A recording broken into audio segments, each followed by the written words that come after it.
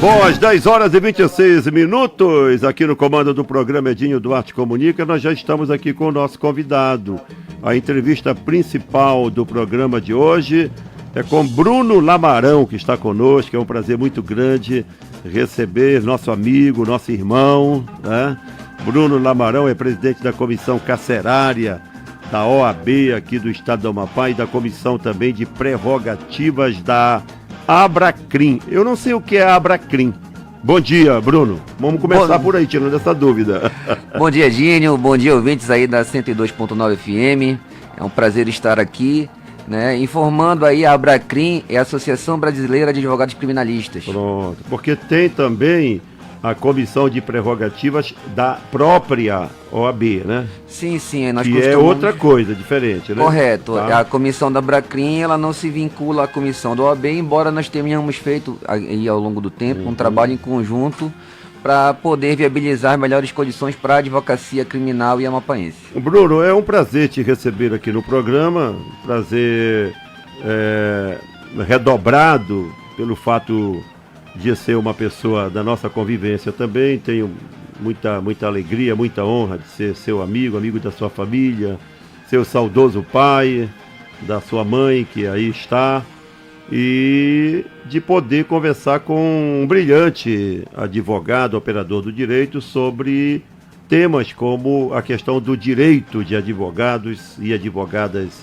do Amapá e esses direitos que a gente pode considerar até uma coisa elementar, que não se deveria estar se falando aqui, que a gente precisa garantir esses direitos, porque eles em si já são garantidos pela lei, pelas prerrogativas dos advogados. Mas ultimamente a gente tem percebido que há uma campanha para que isso se consagre cada vez mais, para que os advogados sejam recebidos pelos magistrados, para que eles possam fazer o acompanhamento dos seus processos e outros assuntos de interesses dos operadores do direito.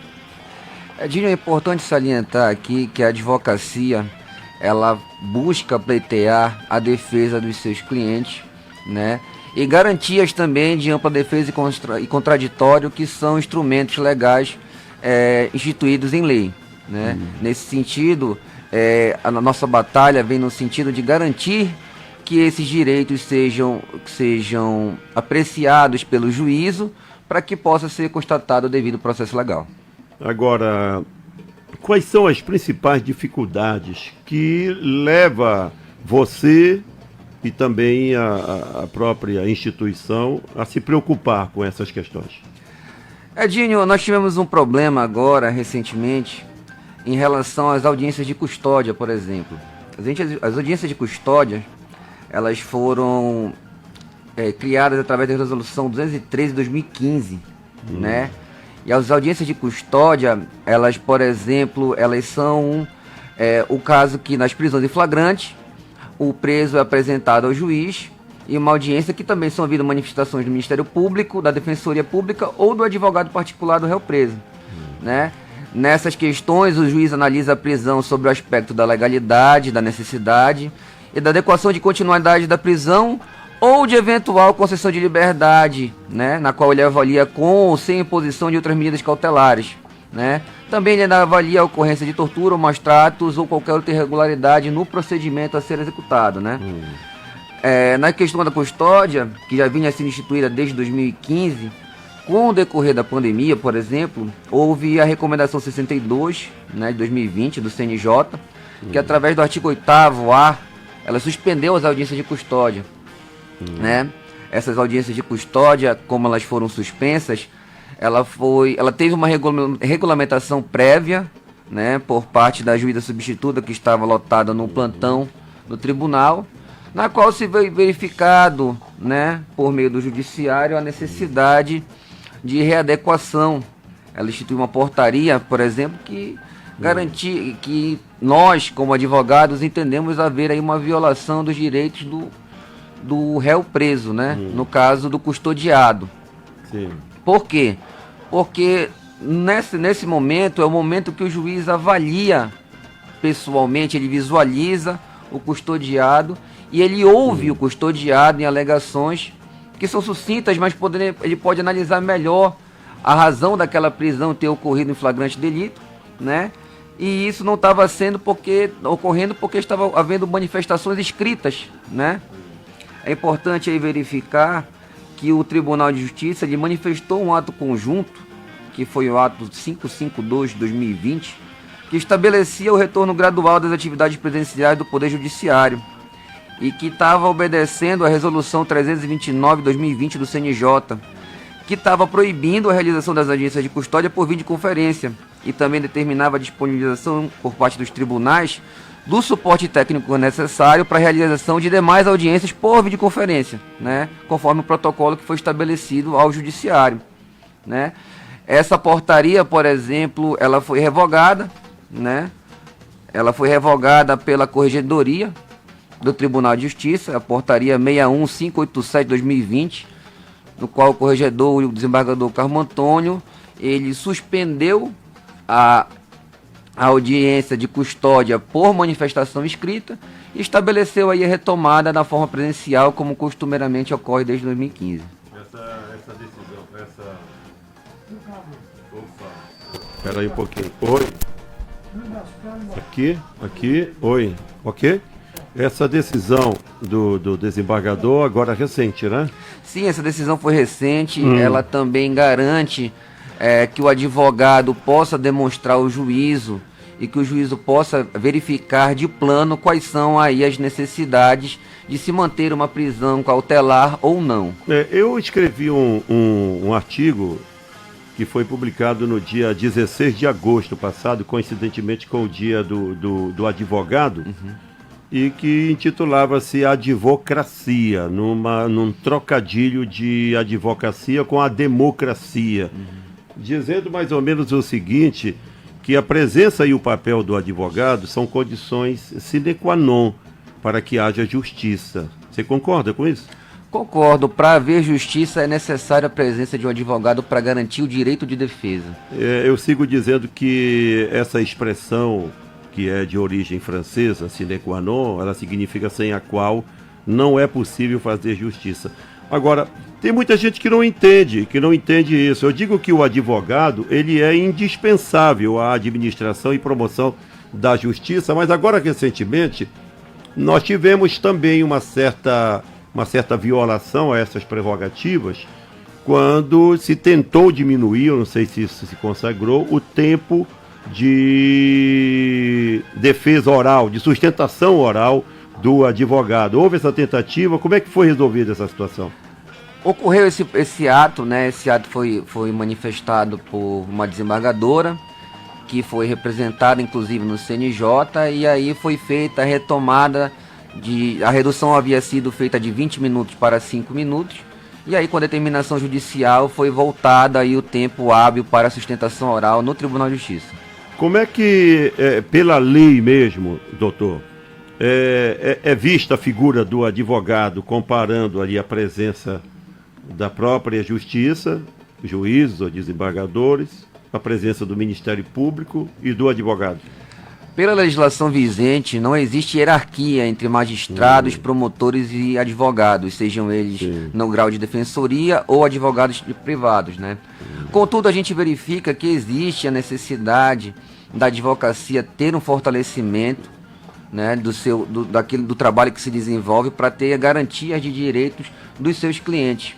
Nós vemos, por exemplo, numa decisão como essa que você citou, um prejuízo processual para que o advogado consiga expor as razões e fatos de direito no qual ele pode subsidiar a soltura ou a liberdade do seu cliente ou até uma absolvição.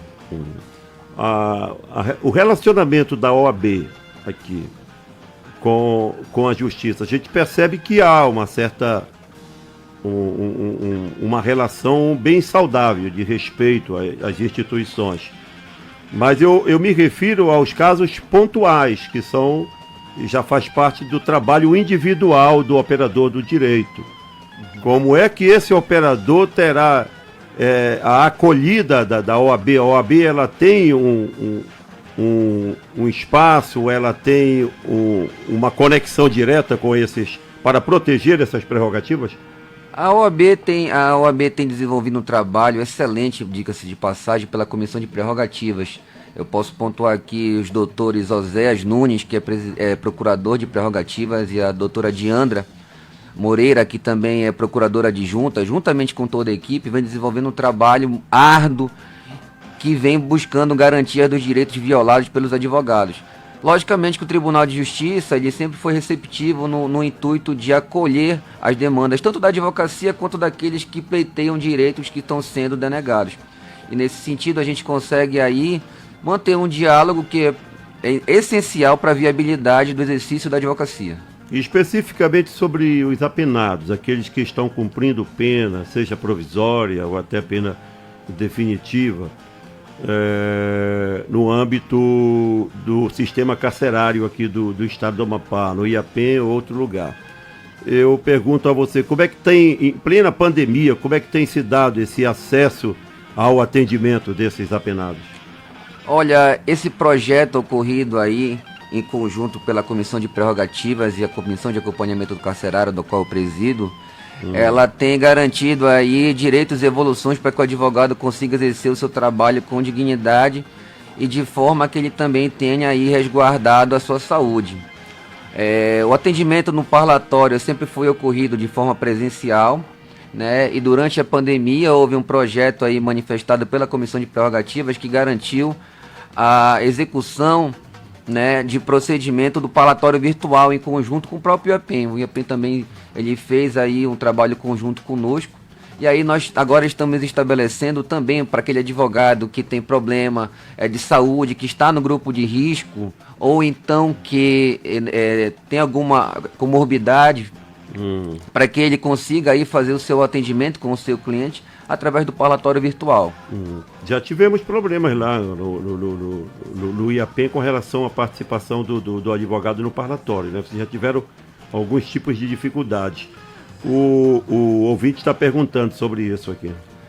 Olha, o que ocorre, essas questões fica um pouco prejudicado a gente comentar, porque qualquer tipo de investigação deve ser feita pela Polícia Civil.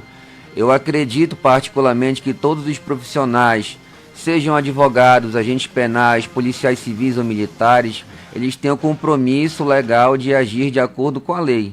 Lógico que se houver a transgressão ou ato de algum desses profissionais é um ato isolado e não corresponde, né, à categoria, e que deve ser apurado aí pela delegacia civil, pelo delegado de polícia civil, que deve tomar as medidas cabíveis aí e instruir o procedimento de inquérito policial. Eu acho até que você já respondeu, mas pode reforçar, né? O ouvinte está perguntando aqui, né, o nosso amigo Nazareno, grande abraço para ele, ouvinte assíduo do programa, maior respeito que eu tenho por ele também.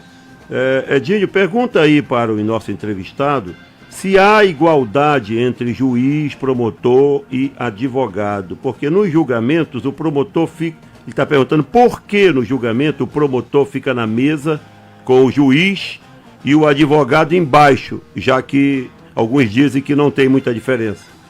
Olha, a legislação como eu já havia dito anteriormente, ela não prevê hierarquia entre as partes, mas essa questão é algo que nós estamos tentando levar ao Tribunal de Justiça da Amapá para que não fique dessa forma apresentado nos casos, por exemplo, do Tribunal do Júri e também nos casos de vara comum, né? A gente vai tentar aí demonstrar, até para que o apenado verifique que existe aí, né, questões no qual não há hierarquia entre o promotor, o juiz e o advogado. Muito bem. Como se dá o trabalho de vocês com relação àqueles que não podem pagar o advogado? O que acontece, a advocacia privada, ela, logicamente, é uma relação entre o advogado particular e o cliente que deseja ter aí a sua defesa de direitos garantida, né, por essa pessoa que ele contrata diretamente. No caso daquele que não pode dispor de recursos para que tenha a sua defesa constituída de pleno direito, ele é remetido ao processo à Defensoria Pública, que faz uma avaliação, né, das condições financeiras daquele que busca a defesa de seus direitos, e aí eles fazem nessa triagem aí a necessidade de assisti-lo ou não, se for o caso, mas é de acordo com o procedimento da Defensoria. A gente não tem muito conhecimento de causa, porque é um procedimento da Defensoria, da DPE, e nós na advocacia privada a gente não sabe muito como é que funciona por lá. Muito bem. Bom, nós estamos caminhando aqui para o encerramento da entrevista com o Dr. Bruno Lamarão, tá? Que é presidente da Comissão Carcerária do Amapá e da Comissão de Prerrogativas da Abraquim. Eu gostaria de deixar aqui o espaço final para as suas considerações finais, doutor Bruno. Edinho, eu queria agradecer a participação e o convite. É sempre uma honra estar aqui presente no seu programa. Você que é uma pessoa aí que já tem um certo carinho e admiração, né, pela família, uma relação recíproca. Quero mandar também um abraço aí para todos os advogados e serventuários da Justiça, pessoas que trabalham relacionadas ao direito, né, aqui, registrar meu abraço e admiração fraterna, né, aproveitar a oportunidade para dizer que todos aqueles que necessitam de um advogado podem contar, né, com a advocacia privada. Nós estamos à disposição para trabalhar naquilo que for necessário para a defesa do direito dos clientes. E também dizer que todo aquele advogado que se sentir constrangido ou ter seu direito violado pode procurar a OAB ou a Abracrim, que nós também vamos estar aí trabalhando conjuntamente aí para poder fazer esse trabalho de garantia de direito de defesa e garantia dos direitos do advogado. Muito obrigado, doutor Bruno, pela sua participação aqui no programa Edinho Duarte Comunica. E quando quiser, as portas do programa estão abertas. A gente agradece, está sempre à disposição porque for preciso. Um grande abraço a todos os ouvintes. E para finalizar, eu quero mandar um abraço especial para minha prima, Carla Araújo, que está fazendo aniversário hoje, dia 20 também. Carla Araújo, votos de parabenizações aqui do programa, um abraço. Recomendações e um abraço especial também para a sua genitora, sua mãe. Agradeço também, grande abraço, Edinho. Você Telecom informa a hora certa. 10h42. Estamos apresentando Edinho Duarte Comunica, o povo no rádio.